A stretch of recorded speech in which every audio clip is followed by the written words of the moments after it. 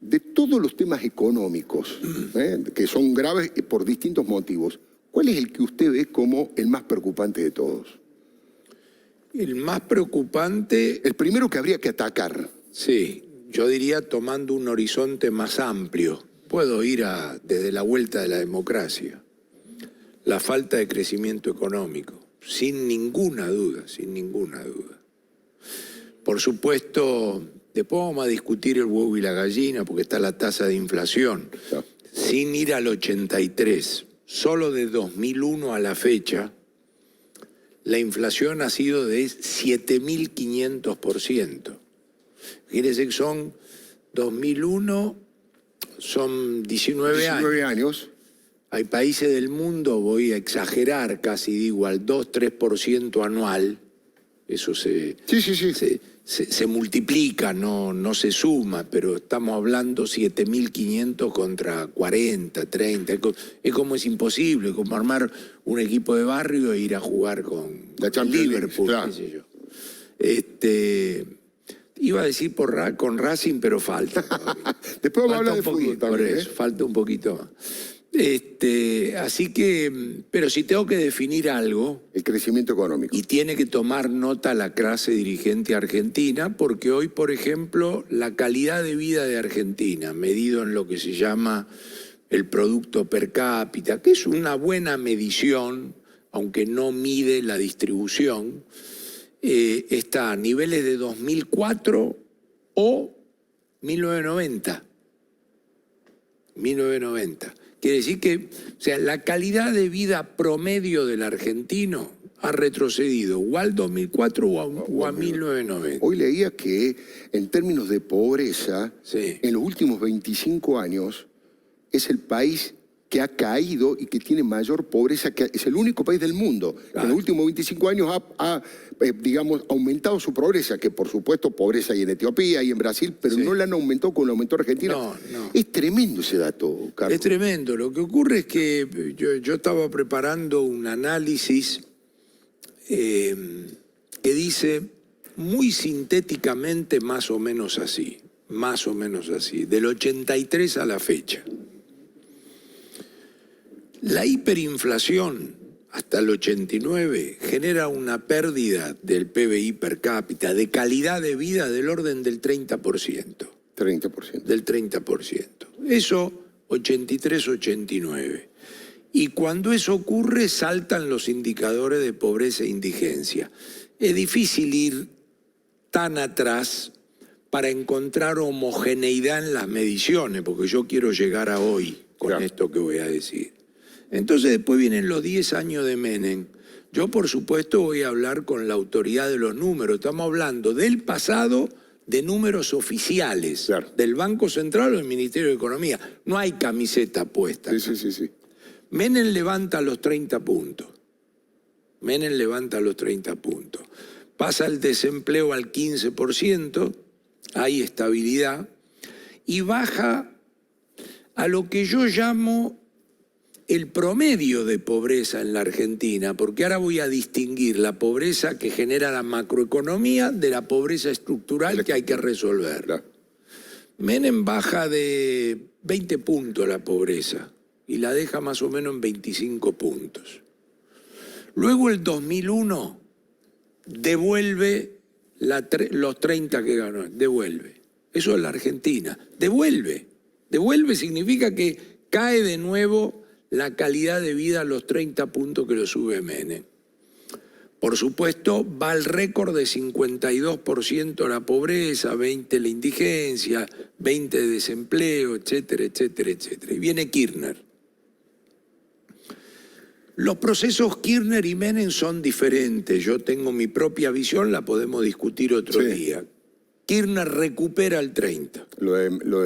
Kirchner recupera el 30. Después digo yo del Sanremes, con una década fabulosa para todo Latinoamérica. Pero no vamos a ver quién fue más meritorio, si Menem o Kirchner. Los números. Dejemos, vamos a los números fríos. Recupera Kirchner.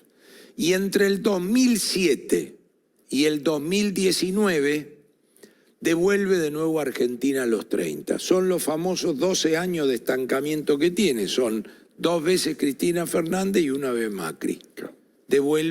Devuelven en partes iguales, más o menos, y llevan la pobreza a 30, Macri le agrega 5 puntos más el año 2019, y ahí llega este gobierno. Este gobierno le agrega el otro 50% de pérdida con el imponderable de la pandemia, sin mucho mérito, y hoy volvimos al 90.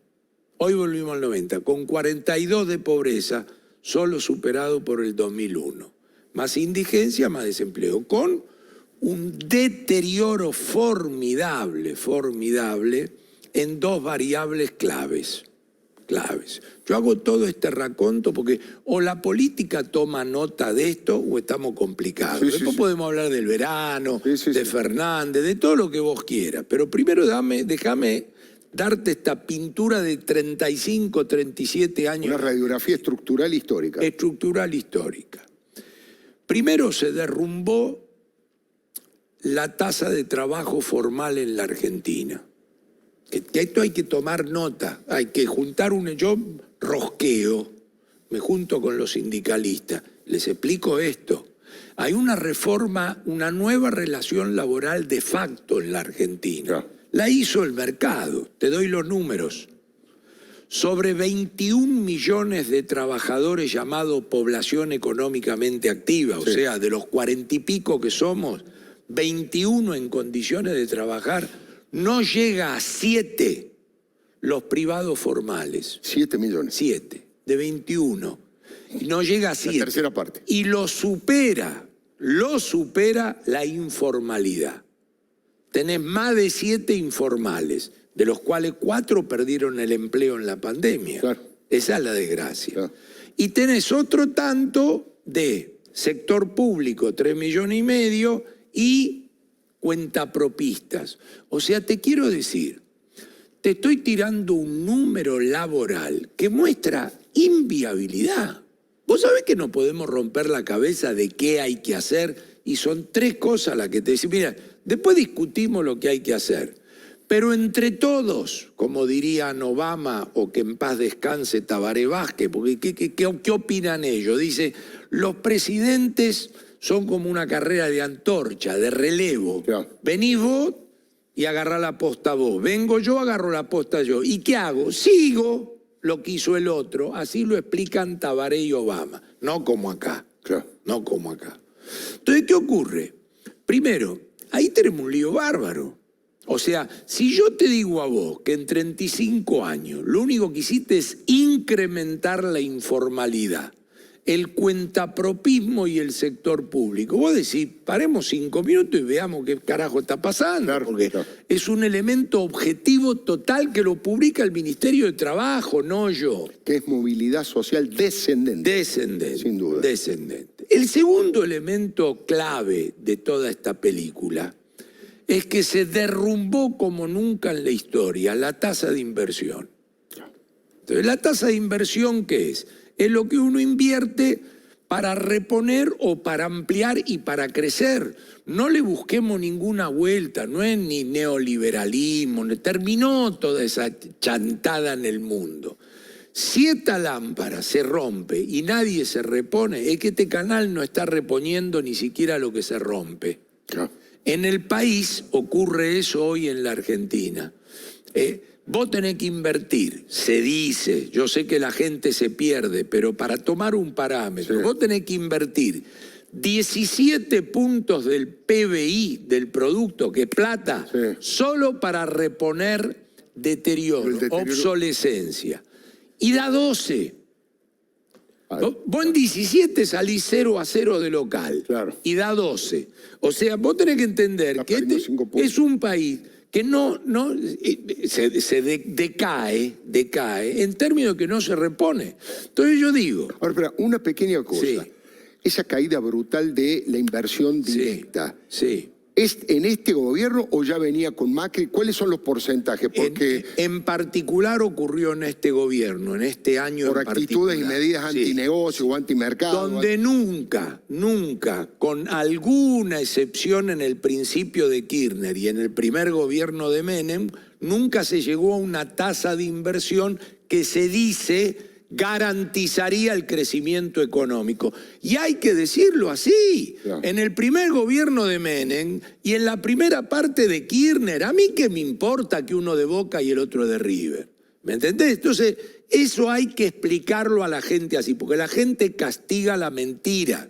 No le tienen que mentir más. Veo que el ministro, cada reportaje que aparece sigue mintiendo. Pero el ministro de Trabajo, no, el de Economía. De Economía, pero no entiendo, porque además es una persona formada de una universidad americana que viene y se mete en el quilombo al pedo de la política. Entonces digo, bueno, tu primer tarea es aclarar, poner luz. Después si quieren que lo hagan, porque el que manda es la política. Entonces, ¿qué ocurre? Vos tenés ahí relaciones laborales de facto. Tenés la inversión reproductiva que no se repone. Bueno, tenés dos curiosidades más. Primero, el gasto público en la década del 2000 subió 15 puntos del PBI, 50%, y la presión tributaria 10%. Claro. Y la pobreza es superior. O sea, no, ese es el camino. Claro. Yo digo, júntese uno de cada equipo. Estos números hay que ponerlos arriba de la mesa, encerrado 3 días hasta que tengamos una articulación y un diagnóstico uniforme. Y digamos, vos ves que esto es así y que el que está enfrente diga, no, no es así. ¿De dónde lo sacaste? Del Ministerio de Trabajo. Llamen al ministro. ¿Está bien, ministro? Sí. Gracias, ministro. Pues sigamos nosotros. Claro. Entonces, el diagnóstico uniforme dice, subieron los impuestos, subió el gasto público, subió la informalidad, tenés más pobres. Entonces digo, ¿cómo es la historia? Claro. ¿Cómo es la historia? Digo, no le pegué más de rastrón abajo, claro, porque la ataja. Empezá a pegarle a otro lado, ponele al ángulo que vaya a la tribuna. Entonces quiero decir, ese diagnóstico uniforme para que luego sea una carrera de antorcha, como dicen Obama o el finado Tabaré, ¿viste? Hay que congeniarla en la política, porque no es un gobierno, 2 gobiernos, son 37 años. Subo 30, lo devuelvo, subo 30, lo devuelvo. La informalidad, la inversión. Entonces yo digo, si mañana vos te llaman a esa cumbre a opinar, vos tenés que salir con esto. ¿Qué estamos discutiendo? Si en enero se mueve el dólar. ¿Qué estamos discutiendo? El contado con liqui. ¿Qué estamos discutiendo? La paz cambiaria. ¿Qué estamos discutiendo? Si la recaudación dio como la inflación. El chiquitaje al lado de eso. Chiquitaje berreta, claro, berretalandia, chiquitaje berreta. ¿Vos sabés qué se hizo en el mundo en la pandemia? Todo con plata. Sí. La pandemia, yo arranqué así este proceso político. Me tildaron de albertista. Sí, sí. Porque yo dije, la pandemia es un imponderable. Miren que la pandemia es una piña. Sí, sí. Que nos dimos cuenta que salió todo mal con el diario del lunes, en lo sanitario. Sí. En lo económico es una piña. Lo que este gobierno, voy a decir, recibió de papita fina en los 2000, ahora lo castigó la pandemia. Es como claro, que digo, en los 2000 fuiste Pelé, sin hacer nada y te fumaste todo. Y ahora la pandemia te lo sacó. Ahora, ¿cómo lo atacó el mundo? Sabiendo que Argentina es el chanchito que hizo la casa de paja. Porque en lugar de acumular, encanutar, guardar, no tiene fondo de pensión, no tiene crédito externo, no tiene crédito interno. Y terminemos de hablar quién lo hizo o por qué vino. Porque, digamos, si no, te van a comer los piojos. Entonces, ¿qué ocurre? En el resto del mundo, parte de la solución para que vos aflojes lo menos posible el nivel de actividad y la producción, en vez de engancharte con la cuarentena y las libertades públicas y todo eso que se discutió acá, se bajaron los impuestos. Y este es un gobierno que sube los impuestos en el medio de la pandemia. Entonces vos tenés que entender que las cosas se hacen a veces mal, porque te salen mal, pero ya están escritas después las cosas. No, claro, y además es como un encarnizamiento terapéutico. Si bueno, la definición de locura de Albert Einstein. Si vos haces esto, y los resultados son los mismos, bueno, cambia el criterio. Por eso te digo, yo no me la quiero agarrar exclusivamente con el año, porque hemos tocado fondo. Ahora, Que este gobierno tuvo el imponderable de la pandemia, sin ninguna duda. Que tuvo magros resultados, como se ven en la tasa de crecimiento económico. De 190 países en el mundo ha tenido los peores resultados. Ahora, no resolvió el tema político. O sea, el tema político arrancó mal parido el primer día. ¿Por qué? Bueno, por cómo se eligió la forma, por todo lo que sabemos. ¿Y cómo va? Mal. Mal. Te digo por las preguntas que te hacen de adentro, de afuera, de todos lados. Claro, todo tuvo. Segundo, volvió a quedar confirmado desde el punto de vista de el formato, la revalidación de regulaciones, congelamiento, intervencionismo público, como si fuera parte de la medicina. O sea, si alguien tenía miedo que ocurriera, también ocurrió. Y por supuesto el desaguisado macroeconómico. El desaguisado macroeconómico es querer inventar que se puede emitir moneda y no vas a tener inflación, que podés poner 3 policías y controlás el dólar. O los precios. Claro, repeticiones. Pero yo no quiero dejar de hablar de los 37 años. No, por supuesto, ese es el telón de fondo donde está toda la crisis. Me gusta seguir manteniendo, no yendo a la coyuntura del año y a la coyuntura, decir, mirá, acá tenemos un despelote que la clase política y sus dirigentes y su sindicalismo y nosotros y todos, ninguno se puede excluir, no se ha sabido resolver, no se ha sabido resolver. En la coyuntura viene esta cuestión y estamos en el chiquitaje, si tenés precio cuidado, precio máximo. Entonces yo lo que digo es, tiene que aparecer la luz acá de 3 tipos que razonen qué quiere el país, cómo se compara contra el resto de Latinoamérica, a dónde quiere ir, qué quiere hacer. Si vos sos izquierda, vos sos la derecha, lo que corresponda, hay una cuestión finita que lo divide, quedan en el camino los extremistas separatistas. Entonces quiero decir, hay diagnóstico, o sea, se sabe por qué nos fue mal. Basta de ¿Quién hace ese diagnóstico en la Argentina, además de vos? ¿Qué otros economistas, digamos, podrían ser convocados para una cosa así, de distintos palos ideológicos? Pero no puedo. No, ya sé. No te estoy diciendo que hables mal de alguien, hable bien. Te estoy diciendo que hables bien. No, yo te diría, eso es una buena pregunta en el sentido de que hay veces que en privado esto se entiende. Claro. Pero después hay como una lógica de la política. Claro. Digamos, nadie se atreve a decir que esto es fabricar pobre. Claro. Pero vale para justicia, vale para seguridad, vale para economía. Hay mucha hipocresía. Sobre la base de que el que te escucha es boludo. Claro. Entonces vos necesitás cada vez más boludo en todas las disciplinas para decir, vos decile esto, que total son todos boludos. Mentile, que son... Claro. Entonces digo, en algún momento, o esto se da un fenómeno donde 80% vota en blanco, o no van a votar, o no sé qué hace, pero dice, no viejo, no quiero esto, no me mientan más, no quiero esto, labure para arreglar esto. Diciéndote, además, que en estos fenómenos donde se movió un montón de plata, donde intervienen los bancos centrales, los ministerios, donde son trillion y billion, la dosis de honestidad que hace falta y de eficiencia en el manejo de eso. No.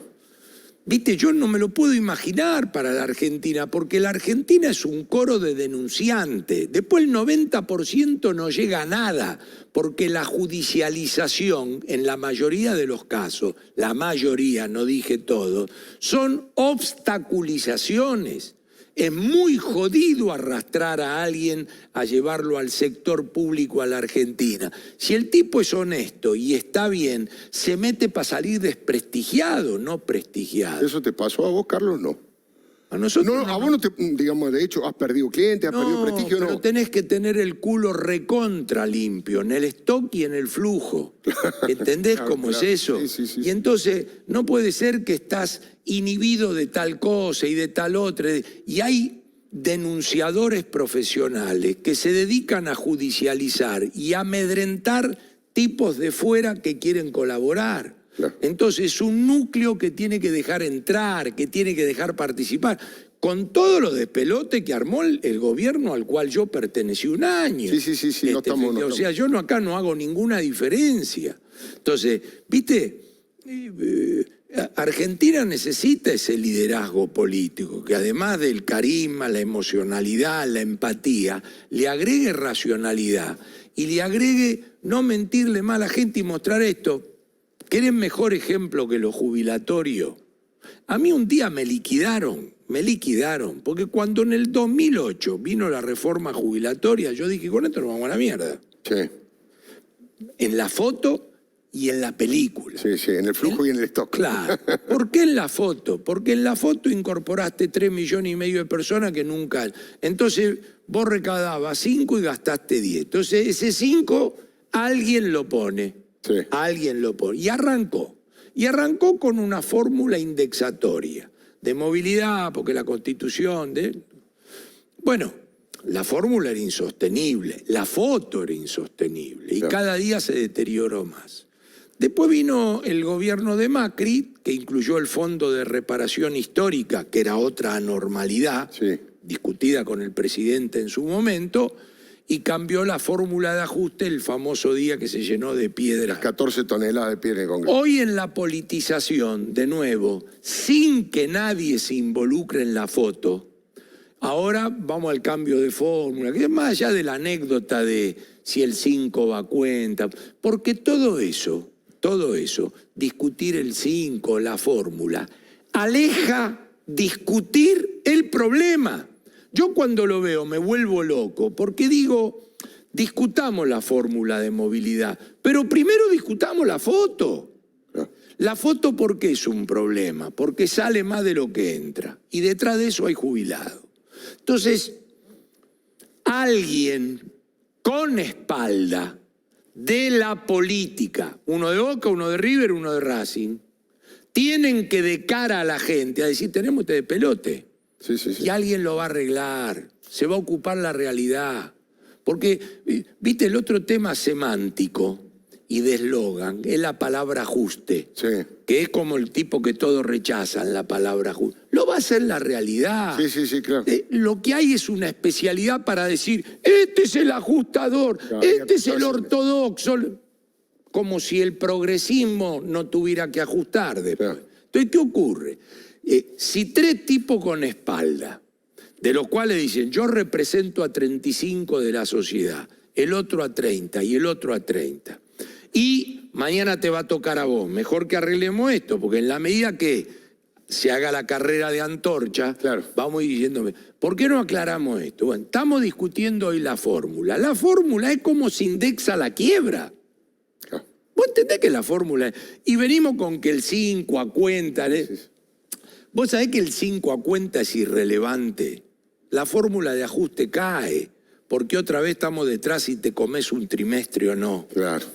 Lo que este gobierno le criticó al anterior, ahora estamos a 3 días que el anterior critique a este. Entonces, yo lo que estoy pensando, pero con absoluta sinceridad y preocupación, por eso te dije, no quiero concentrarme en este año, claro, que fue nefasto, el imponderable, pero no se escondan detrás del imponderable, no, más vale, porque son una murga igual. Claro. Ahora, hablemos de los 35 años, porque si no, no va a salir más. Muchísimas gracias, Carlos. No, gracias como a vos, siempre, interesantísimo.